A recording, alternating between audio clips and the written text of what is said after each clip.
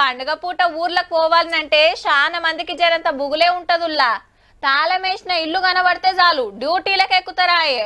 పోకుంటే తప్పది కాబట్టి ఇంట్లో ఎక్కువ తక్కువ బంగారం పైకం పెట్టకుండా చూసుకుంటారు కొందరు. ఇంటి పక్కనోళ్లకు ఎదిరింటోళ్లకు చెప్తారు జర చూడమని. కానీ కనబడని దొంగలు మన చుట్టే ఉంటారు, మన ఫోన్లోనే ఉంటారుల్లా. జర్రంత లాపర్వా చేసినామా అంటే ముంగట మురిసినోళ్ళు పండుగ కేడ్చే కథ అయితే సుమా. పండుగ పూట పటాకులకు సూటి పెట్టిండ్రు పనిమంతులు.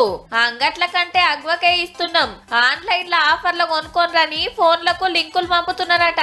ఫేక్ వెబ్సైట్లు తెరిచి ఆఫర్ల వద్ద వారిస్తుంటే నిజమే అనుకోని ఆత్రబడి ఆర్డర్ పెట్టిండ్రంటే దివేలకు ఇంటి ముంగట లడలడ లచ్చింబాంబులు వేలుడు కాదు, తోక పటాకులు లెక్క తుస్తైతది కథ. ఆల్రెడీ రోడ్ల మీద దుకాణాలు పెడితే ఇయాల్టి సందే కొనుక్కోబోతున్నారు. రేట్లు ఎక్కువని కొందరు ఆన్లైన్ లో దేవులాడుతున్నారట 4 రూపాయలు తక్కువకొస్తాయని. అగో గాళ్లకు సూటి పెట్టిండ్రన్నట్టు 100కి 50, 60, 80 రూపాయలు డిస్కౌంట్ అని పోస్టులు పెడుతున్నారు జోరుగా. మొదలు పైకం కట్టాలే, అడ్రస్ పెట్టాలే. మనం పంపిన పైసలు కాకుండా బ్యాంక్ వివరాలు గా బడవేగాళ్ళకు పోతే అకౌంట్లు మొత్తం లూటీ చేసే డేంజర్ ఉన్నది మళ్ళా. ఇక చుట్టాలు దోస్తులకు మిఠాయిలు గిఫ్ట్ కూపన్లు సుతా పంపుతుంటారు. గా వీటి మీద కూడా కొత్త కొత్త కథలు పడతారు.